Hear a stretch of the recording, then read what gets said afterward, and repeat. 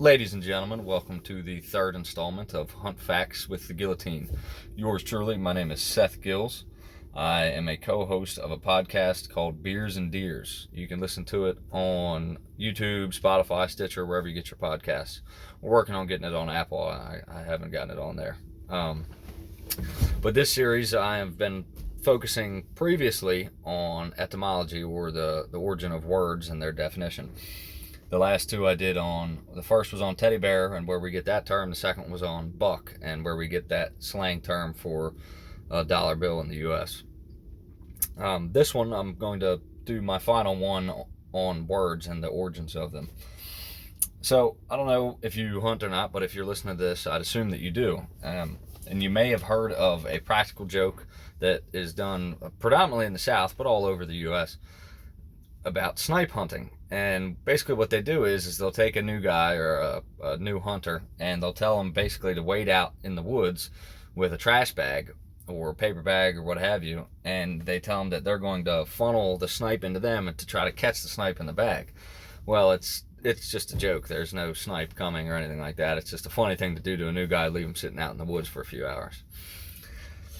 But snipe hunting is an actual thing. And it's not such a popular thing as it used to be. But back in the 1700s and 1800s, there were British soldiers in British India that were such good marksmen, even then with flintlock rifles, that could actually shoot these birds. What makes them so hard to shoot is the snipe has a very erratic flight pattern. Not only that, but it moves very quickly, and it's got a pretty solid camouflage, so it blends into its environment very well. And the people that would snipe hunt and were successful snipe hunters, they coined them with a term called snipers, because they were such excellent shots. And this carried on years later to actually where we got the term sniper from, which is now we use that term to describe a military marksman, if you will.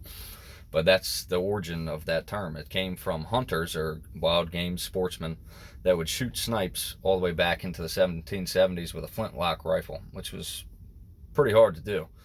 But a lot of them did it, and that's what gave them their sharpshooter reputation as snipers. I thought that was a pretty interesting fact, and I thought I would share that with you all.